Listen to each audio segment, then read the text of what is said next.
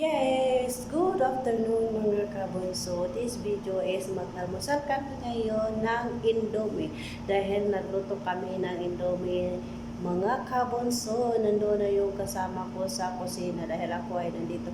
May ginagawa pa ako dito sa loob mga kabunso. Kaya mga kabunso, samahan niyo na kami in 3, 2, 1. Go. So, papunta tayo ng kusina mga kabunso dahil nandoon yung kasama ko na kumain na kami ng Indomie. So, mag-almusal kami ng Indomie mga kabunso. So, nandito kami. Hi, Len! Ay, yan, maglakain kami ng Indomie mga kabunso. Dito, mag-almusal kami ng Indomie namin. Yan, ang Indomie namin. Yan, nagluto-luto na siya. Yun, ang coffee niya. Ayan. And then, ito yung coffee ko. Almusal kami with Indomie. With Indomie, syempre, may tinapay din ang katulong. Magkain na kami mga kabunso dahil nagmamadali kami sa oras dahil baka iiyak na yung alaga niya. Kaya, kain na tayo mga kabunso. Yan. So, kain tayo. Relax, Mirahim. Sakit ng mga dito ko, mga katawan ko. Ako din, parang pinalo, no? Ng dos por dos. Dito, sasakit. Kaya ganyan, parang pinalo ng dos So, por dito dos. yung payapay ko dito, dito. Nakakahat. Ano? Parang pinalo nga ng dos por dos eh.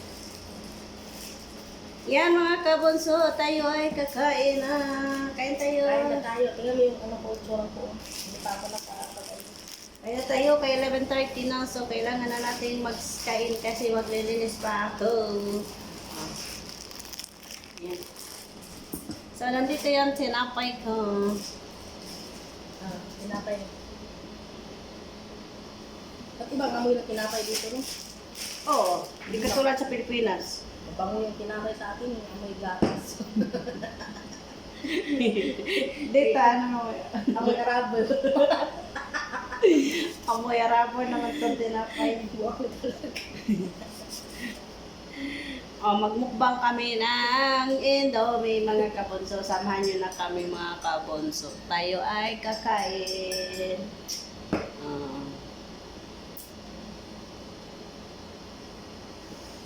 Natulog man yun si Marites sa sopa. Mm.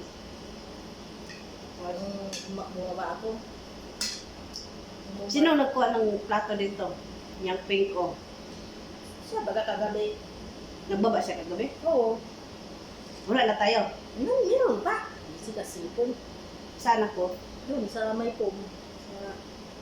Pero wala akong kausap. Wala. Nagano ka. Scroll ng mga Headset ka eh. pero wala akong kausap. Wala. Tapos sa kami nag-usap ni Jeline. Gabi na yun. Hindi ko napansin Yan mga kabunso, kain tayo. Siya pero hindi naman siya nagsawi-sawi kasi kaya hindi mo napansin. Dumiritso lang siya sa kusina. Oo. Hindi ko kasi yan pinapansin eh. Galit na galit yan.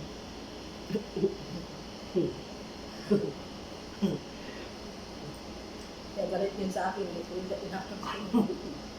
Hindi ko silatan ko siya. Bahala ka dyan. Kain tayo mga kabunso. Indomie. Yung sinasabi siya, nilayas ko siya. Makasigaw pa sa'yo, para akala mo siya ang amo. Oo. Pag hindi ba kayo tuloy-tingo? Sakit sa tayo nga. Sobrang inis ko kagahapon na yun, nakisabay siya. Sabihan ko nga siya, kalas! Saka just taas. Ganyan yan siya, mas lalo kung magwala si Nora. Yun, isabay niya si Maria din. Kapagod ulit. Mag-ingay sila tatlo. Sana yung maayos na sinura ngayon, hindi na mag-ano. Sana talaga.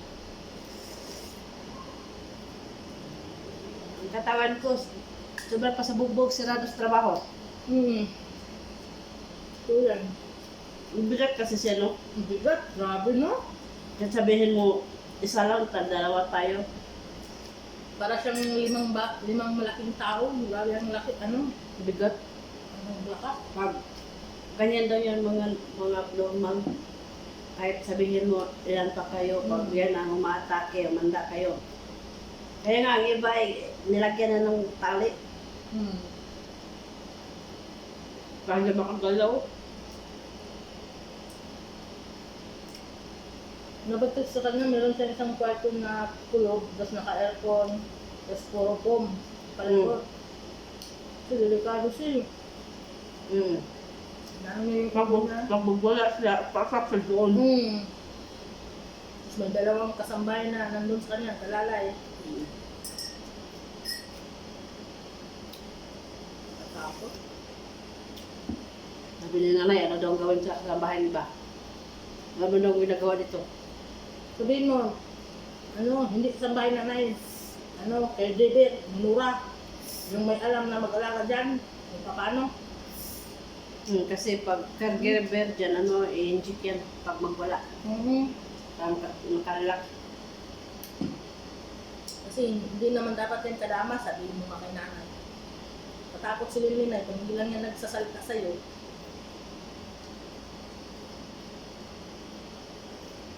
Kung natatakot ka, mas natatakot ako. Matagal na nga ako dito, natatakot ako dyan.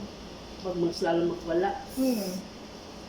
Parang hindi ko alam kung anong gagawin ko, tapos sa babae pang nanay pag-galit, visit. Yung akala nila, madali lang bantayan yung anak nila. Ngayon, alam na nila. Hindi sila marunong magbantay. Nakita naman nila kung paano nagwala na yung anak nila kagahapon. Ngayon, hihingi mo siya ng tulong sa'yo. At nagluluto tayo, tinatawag. Kasi takot ba yun siya? Ang bigat ni Nura, hindi ko siya maawat kahapon. Kaya tayo mo yung katawan ko. Kaya nga. Sakit. Kaya nga, yun sabi ko, mas mabuti pang may trabaho. Sabi nga ng mga ka-DC ko na, ganyan talaga yun sila, malalakas. Kaya nga, mas mabuti pang may trabaho ka marami. Makarelax ka pa. Nagbabantay ka para kang buwang din, lakad ng lakad. Ano?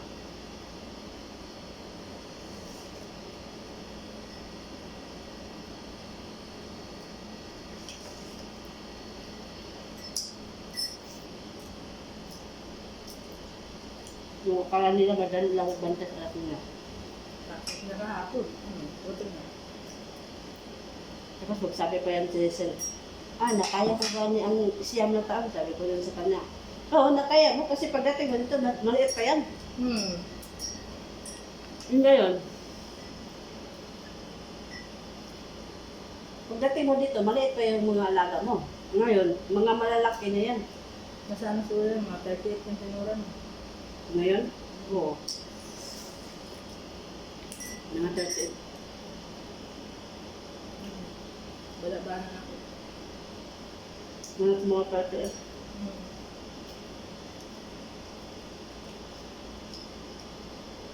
May trabaho, pero ang kubal, patagdag ko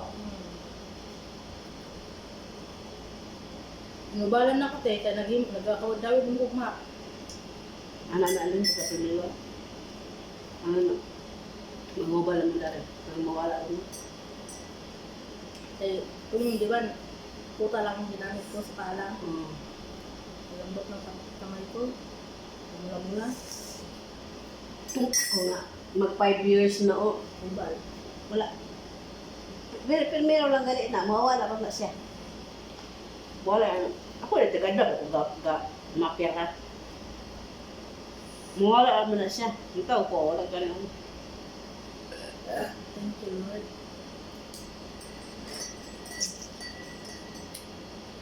Bakit so, sana yung tayong trabaho sa probinsya? Pero mawala lang naman siya. Sa akin nga dati dito, kubalo. Wala na. Sabi niya, sanayin ko na to kasi maano na to. Kung magkaroon ng tindahan doon, hindi na ako hindi na ako maglalago sa bahay-bahay na parang okay lang man yun kasi madali ba ng pera dyan. Kasi kahit ako, yan ang gusto ko, buy and sell, na madali lang ang pera. Madali lang ang ginansya makita. 4 hours lang, may tubo ka ng 600, 700. Wow. Kaya ganit. Mas madali lang yan kasi yun ang negosyo ko dati, buy and sell. Doon ako nakapundar ng mga gamit pero hindi ako nakapundar ng bahay. Kasi mahirap magtrabaho ka na mag-isa lang. Although may trabaho yung asawa ko, tapos nagre-rent ka pa ng bahay, nagbayad ka pa ng ilaw, tubig. Tapos yung income ng asawa mo hanggang pagkain lang ninyo. Paano ka makaipon? Ano kasi dalawa kami kumikita noon, kaya nakapag... Gali, dalawa nga kami. Sabihin mo, dalawa nga kami na kumikita. Magbayad ka pa ng bahay, 2,500. Magbayad ka pa ng ilaw, 500. Magbayad ka pa ng tubig, 500. Magkano na? Tapos pagkain mo, may estudyante ka pa, makaipon ka pa ba? Bagay. Oo. Hindi naman ako nagre-renta ng bahay. Kaya ganit. Kaya nga, ang solusyon ko doon is mag-abroad para magkaroon ng bahay. Pero ayaw man niya kasi yung daw mga babae nag-abroad pag uwi daw, hindi na umuwi sa pamilya kasi nandun may lalaki na may nagsundo na sa Maynila. Kaya yung mga post sa ito, tapusin ang kontrata, huwag tapusin ang kontrata sa asawa. Oo. Yan man ang sinasabi nila. Nasa sa inyo yan, Oo, mga asawa. depende naman yan sa inyo. Kung totoong faith ang inyong pagmamahalan, hanggang sa dulo kayo, pero yung pagmamahalan nyo na silos ang nyo, wag na. Tapos sabihin sa'yo, sa asawa mo, mag-abroad ka kasi gusto mo lang malayo sa pamilya, gusto mo lang ayaw mo mag-alaga sa anak mo, may ganun pa asawa. Tapos sabay-sabi pa, kasi pag uwi mo, wala na kami dito kasi hindi ka na namin tatatanggapin kasi may ibang lalaki ka na. Masarap ba yan pakinggan para sa iyo? Yung pangarap mo para sa kinabukasan, future ng anak mo na makatapos, makabahay ka lang man, makagawa ka lang ng bahay kahit simple lang at least hindi ka nagre-rent. Kasi paano pag wala kang trabaho tapos nagre-rent ka ng bahay, anong ibabayad mo? Kasi hindi naman lahat ng araw magpunta ka. Kaya nga, yan ang laging iniisip ko. Tapos yan ang isisumbat sa iyo, wag na. Di bali wala akong asawa. Hiwalay. Huwag mo akong takutin. Ako pa, sanay ako. Anong din ate? Buti na yung asawa ko. Supportive naman din.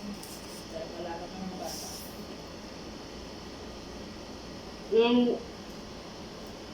Akala mo yung anak niya 10 ang inalagaan niya. Isa lang man ang inalagaan niya. Kaya nga. Tapos malaki na yun. Tapos yan pang isusumbat sa iyo. May gana ka pa ba?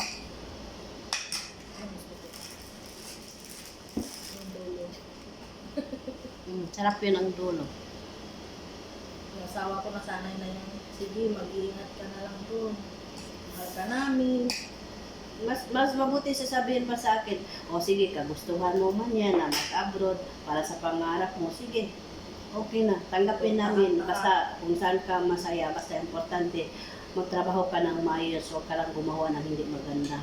Kasi nandito pa kami, nag-aantay sa iyo. Yun sana ang isasabihin. Sasabihin ngayon sa huli, nandito na ako.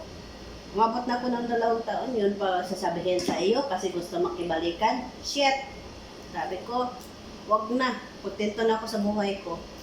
Kasi may ano ka na may datong ka na. Kaya nga. Kasi nakita na niya kung paano ako naghirap. Nakita niya kung ano ang pinaghirapan ko.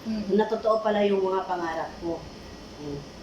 Hindi yung hula-hula niya na, mag-abroad ka kasi may lalaki ka. Pag uwi mo, hindi ka na babalik dito sa amin, kundi dyan ka sa Manila kasi magsundo na yung lalaki sa iyo. Yung kumpare ko nga iniwan ng asawa, sunod pa sa tumboy. Nag-abroad lang, tapos pagkita sa kontrata, diretso na uwi sa bahay sa tumboy. Iniwan yung 2 anak.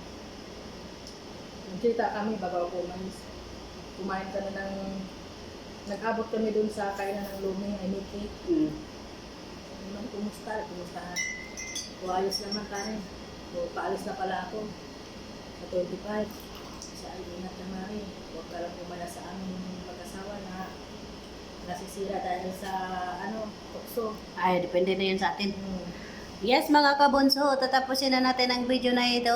Kaya ingat, God bless and bye-bye. See you next video mga kabunso. Bye-bye, ingat.